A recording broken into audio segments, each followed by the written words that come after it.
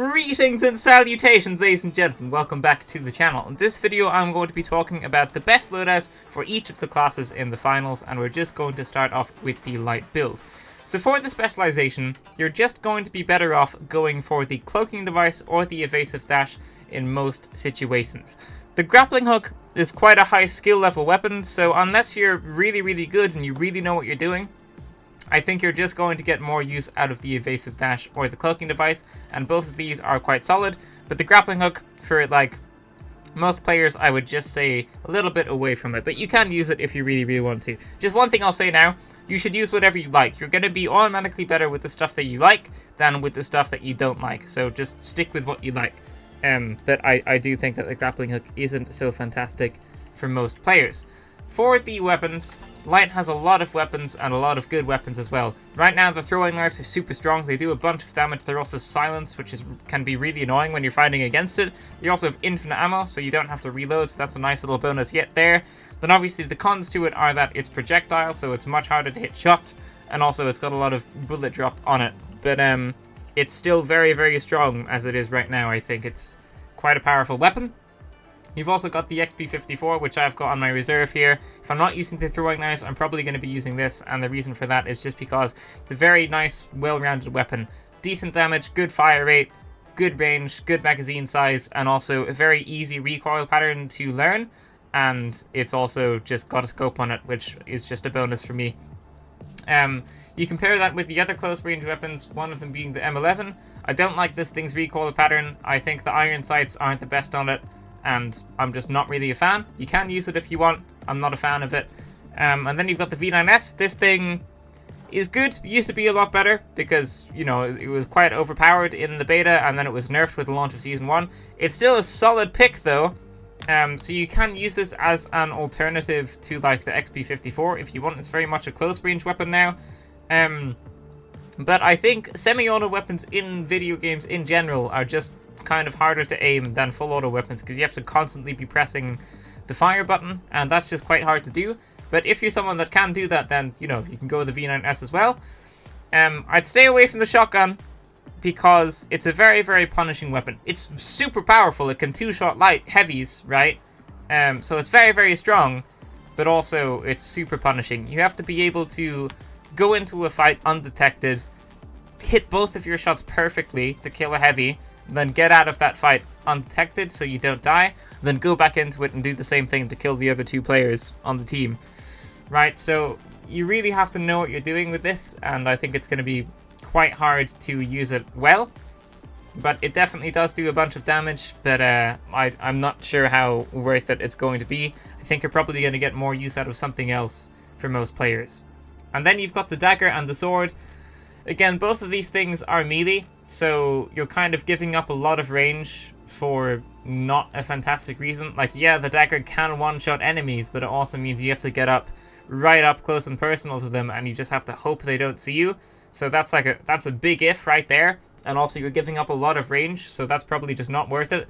The sword is definitely more annoying to play against, but again, you kind of have to hope that the enemy doesn't kill you before you kill them. So those are kind of big ifs to go into a game with both of those weapons. The sword is a solid pick, and I would just kind of stay away from the dagger if I were you. Or for most players, I think staying away from the dagger is probably a good pick. So I haven't mentioned the LH1 yet, and that's because this thing is good. It packs quite a punch. It's got 15 bullets in the clip, which is quite a lot, but it's got a bunch of visual recoil, which is its downside. So if you can control the visual recoil, then this thing's going to be quite good. It's just, it is a bit annoying to control. So that's that. And then obviously the sniper is a very high damaging weapon, but you have to be super accurate to use it efficiently. So that's it for the weapons. I like the throwing knives. Very strong right now, I think. And I also like the XP54 just because it's a nicely rounded weapon, and I also just quite like it.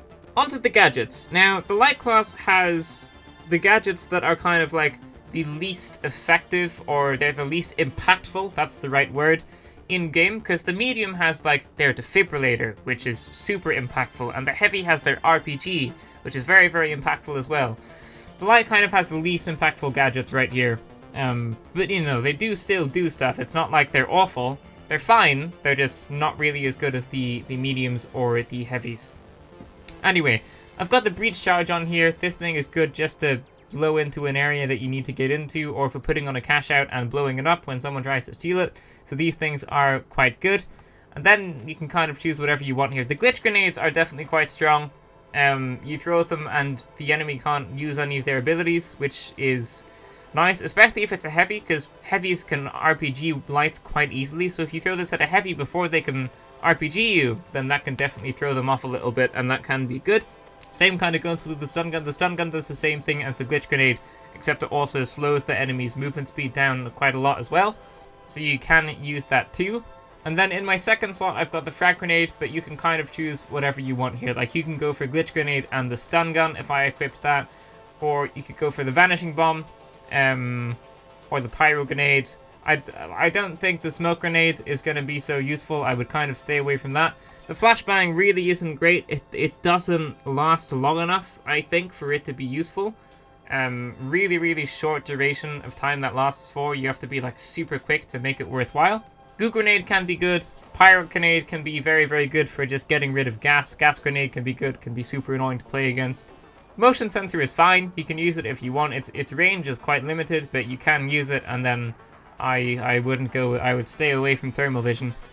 You can use the vanishing bomb if you want. It really doesn't last long, but if you're playing with a very coordinated team and you all want to rush into the same building at the same time and you use this on your teammates, it can be very confusing for the enemy to start shooting at someone that's invisible and then realize it's a heavy afterwards. That can throw people off for sure. So you have to time it well. You have to probably be playing with someone that's using voice chat, but you can make this thing work as well. You can kind of just choose whatever you want here on this second slot, but I think the breach charge and the glitch grenade is quite good right now. So that is it for the light. Obviously this is just my loadout and how I like to run it. Like, you can also just put the evasive dash on and then put like the sword on, but I think that this is quite a strong loadout for the light right now. It's definitely annoying to play against, especially with the glitch grenades. But now we are going to go onto the medium. So now the difference between the light and then the medium and the heavy is that all of Light's specializations kind of did the same thing. They were all about movement. For the medium, all of these specializations play very differently. The healing beam is going to be for someone that really wants to kind of just sit behind their teammates, kind of like in a bit of cover, like in a doorway or something, and just continuously heal them and continuously keep them alive. So that's what the healing beam is for. That's how I like to play my medium as well. So that's what that's going to do. You can also use the Guardian Turret, which is just going to be for a bit of a more offensive medium. You're going to place this by the cash out, and when it starts shooting someone, you're going to know where they are, and then you're going to try and push them because the Guardian Turret's going to do a bit of damage to them. This can also be very good for a distraction. It's almost more of a distraction, really. If you point it at a cash out and it starts shooting someone, that person is either going to have to get to cover away from the turret, or they're going to have to destroy the turret, and both of those are going to just cost them a few extra seconds and probably alert you to their position.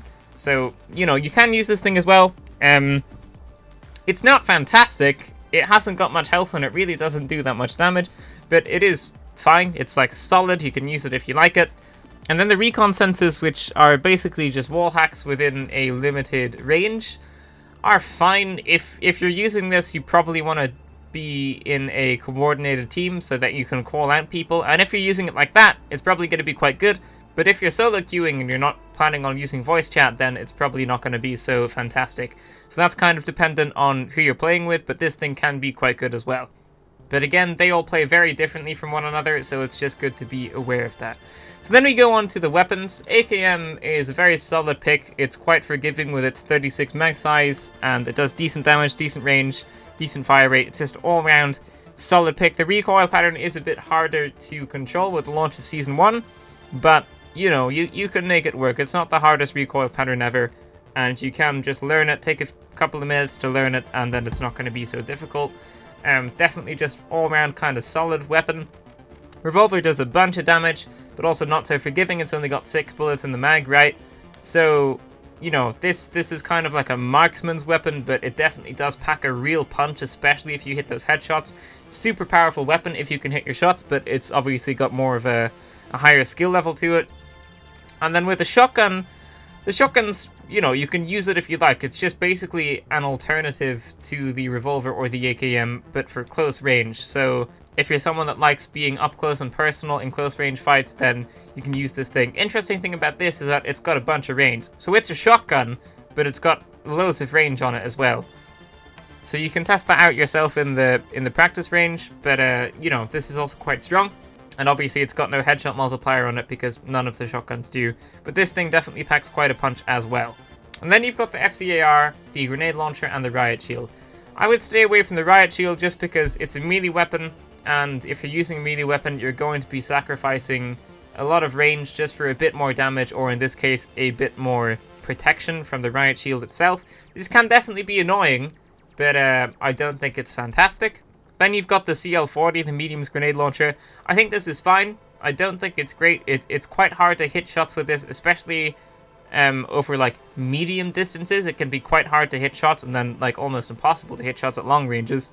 And also, if you're going into a room and you're using this up at close range, you're going to blow yourself up as well, and you're going to deal damage to yourself. So, you know, this can be good in certain situations, like if you're playing with a team that's super offensive and you really, really want to just hang all the way back and just lob these in when you can. You can do that, but I think in most scenarios this isn't going to be the most powerful thing. And then you've also got the FCAR. This thing needs a buff. It was buffed a little bit with the launch of Season 1 in that its recoil pattern was updated and made to be slightly easier. It is a bit easier now. But also, it needs a mag buff. It needs a buff to the mag size.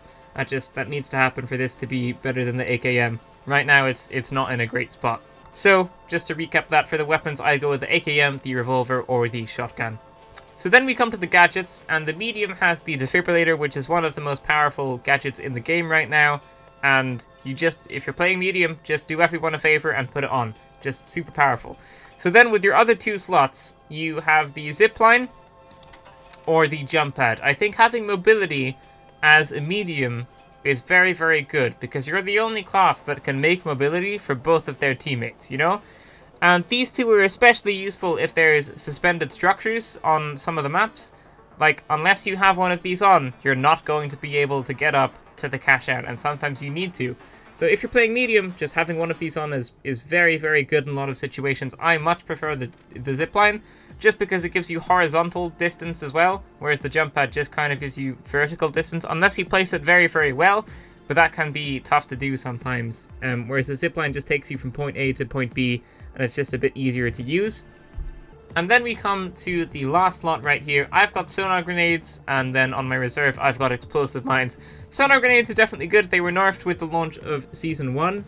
Their radius was just decreased a bit, and that was definitely a good nerf, because they were quite strong. They did have a bit of a ridiculous range, and now it's just a lot better. Nicely balanced, I would say. So these are definitely still quite good.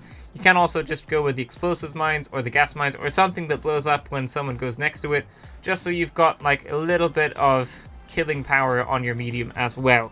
So this is just how I like to play it. I'm not really going to get into all of the other stuff. Like, you know, you can use the APS turret if you want. I don't think it's fantastic. I don't think its range is great. But if you want to use this, you can.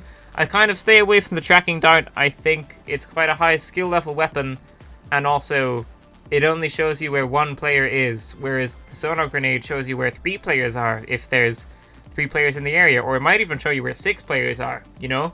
So I think the sonar grenade is going to be better. Tracking dart does have a fast cooldown, but I don't think it's fantastic. But anyway, you can kind of choose whatever you want here. I like the sonar grenades, and I also like the explosive mines. They're both quite strong. So that is going to be it for the medium, and we are going to go on to the heavy. So the heavy has Charge and Slam, Mesh Shield, and Goo Gun as the specializations. I really like Charge and Slam. It gives you a small little movement buff, which can just really help to make the heavy feel less slow. So I really like that. Then you've also got the Mesh Shield. This is probably going to be more useful if you're playing in a team that has voice chat. You can call out that you're going to use it. You can use it. You can let your teammates shoot through it. Then you can call out when you're going to stop it, and your teammates can back away. It's definitely going to be a lot more useful if you're using voice chat. So be wary of that. Then you've also got the Goo Gun. This is kind of a creative weapon. You can use it to tower up. You can use it to make bridges. You can use it to move the cash out. You can do all that kind of stuff. So you can use it if you want, but I don't think it's going to be fantastic since it is very, very weak to fire, and you can always just destroy it with like bullets or a frag grenade or something. So I would probably go with one of the other two, but it's also not the worst. You can use it if you like. So for the weapons, this shotgun right here, the SI-1216, very, very, very powerful. Just really powerful weapon. It absolutely deletes enemies. You do have to be a little bit precise with it because it's a shotgun and it's got a pellet spread, right? So you want to make sure your reticle is on the center of someone so all of the pellets hit. But if you can do that and you can do it consistently, this thing is a killing machine. Super powerful. It might be one of the most powerful weapons in the game right now. It is a bit quirky in that you can shoot 4 bullets and then you have to like rechamber it and shoot 4 bullets and then rechamber it and so on. But it's super, super strong once you get used to that. But if you really don't want to use the shotgun, then you can use the Lewis gun, which is also quite powerful at the moment right now as well. So I would go with either the Lewis gun or the shotgun. I would kind of stay away from the sledgehammer, the grenade launcher, or the flamethrower. And if you really want to, you can also use the M60. Sledgehammer, again, it's a melee weapon, just, you know, probably going to be better off going with something that has range. The flamethrower really was nerfed into the ground a bit. It's really not that great this season. I would just kind of stay away from it. Then the grenade launcher is quirky. It bounces twice and then it blows up. So you have to really, really know what you're doing to be able to actually do any damage to opponents with these. You have to like track them really, really well because you have to make the grenade bounce twice before it blows up to deal damage to them. So it's going to be quite hard to aim unless you're just lobbing it into a building. But if you're playing a heavy, you don't really want to be lobbing it into a building with your teammates in there. You want to just kind of be in the building yourself and doing damage with something else like the shotgun or the Lewis gun, which is probably what I would go with here. And then for the gadgets, if you're playing heavy, put the RPG on. If you're playing medium, put the defibrillator on. If you're playing heavy, put the RPG on. This thing's super, super powerful. It's got a super long cooldown, yeah, but also it one-shots lights, and it has a lot of destructive capabilities as well. Very, very powerful, very, very good. You should probably just have this on if you're playing heavy. Then I've got the Dome Shield. Dome Shield is very, very good. If you're trying to steal the cash out, you can throw this thing down, and the enemy has 2 options. They can either come inside of the Dome Shield to try and kill you, or they can shoot the Dome Shield, which is going to like tell you where they are, and then you can try and go kill them or get to cover or something. But that's their 2 options, so this thing's definitely quite strong. And also, if you didn't know, if someone throws a frag grenade into it, it automatically repels the frag grenade, or a mine or something. It automatically repels throwables, and I don't know if it was like that during the betas, but it's definitely like that now. And same goes with the mesh shield, by the way. It does the same thing. It repels projectiles, or throwables anyway. So I do like this, especially if you've got 2 heavies. If you've got 2 of these dome shields, it's like another barrier that someone's going to have to break through when you're trying to steal the cash out. So it can be quite good. Again, it really doesn't have much health, but it is quite strong, even taking that into consideration. And then I've got C4 on here as my last thing. Yeah, I think the C4 is quite strong. If you throw it onto a cash out and you hear someone stealing it, just blow it up and you'll probably get a kill. And then also you can put it on totems, and if you see someone going to take their teammate's totem or to rest them, you can blow it up and you'll probably get a kill as well. It's also good for like putting on a door, and then when someone goes through the door, you can blow it up. You can use it creatively, which I quite like, but also it does a bunch of damage, and it's also just good for getting into an area that you need to get into. So I think that this right here is a very, very strong loadout. You can put on other stuff here, but I would almost recommend with just going with this as is, or like the Lewis gun or the shotgun here, either are fine. But this right here is definitely a very, very powerful loadout in general. And again, if you're playing with like a team that's using voice chat, you can go for the mesh shield here as well. So one last thing I am going to throw in here is that if you want to get better at the game and you want to like play ranked tournaments and you want to like get loads of kills and stuff like that, I think it might be worth trying to stay away from the light class in general. And that's because the light class is just, you know, it's very, very punishing just because of the nature of the class. You've just got really not so much health. You're super, super squishy. You die real quick. And also, if you just compare this heavy's loadout here, right, you've got a bunch of health, but also you're using a super damaging shotgun, a one-shot RPG, one-shot C4, protective dome shield, and then like a movement buff. against this light's loadout, which is basically just the throwing knives and the invisibility, and like maybe the glitch grenade, like which one of those two loadouts is more impactful? It's the heavies, right? So if you want to try and play competitively and you want to try and win more games, a word of advice to you, if you're just like a normal, like casual player that's trying out ranked, I would say to try and stay away from the light class and play medium or heavy and just see how you feel about that, because I think unless you're like a high skill level player, medium or heavy is just going to be better. But yeah, there you go. Again, if you like light, just play light. You're going to be better with what you like than what you don't like. But yeah. Anyway, thank you so much for watching, ladies and gentlemen. That is going to be it for this video. If you liked it, leave a like, subscribe, and I will see you in the next one. Farewell.